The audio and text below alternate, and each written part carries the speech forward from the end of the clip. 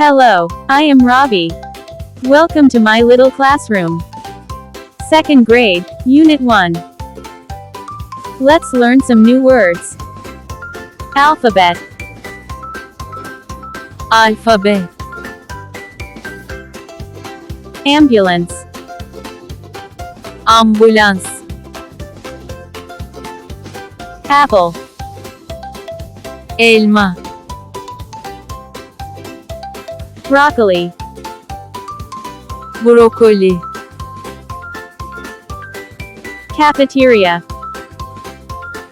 kafeterya, yemekhane, Cake. pasta, kek, Cold. soğuk, Doctor. doktor, Electric. elektrik, Football. futbol, Garage. garaj, Helicopter. helikopter, Hello. merhaba, Hi. selam, Hot. sıcak, Italy. İtalya, Jacket. ceket, Lemon. limon, Music. müzik, Negative. olumsuz, Park.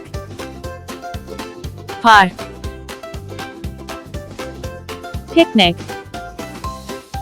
piknik, Poster. poster, afiş,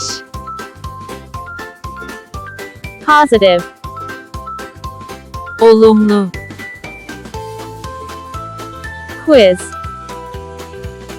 sınav, test, Robot. robot, School. okul, Supermarket. market, Telephone. telefon, Turkey. Türkiye, Umbrella. şemsiye,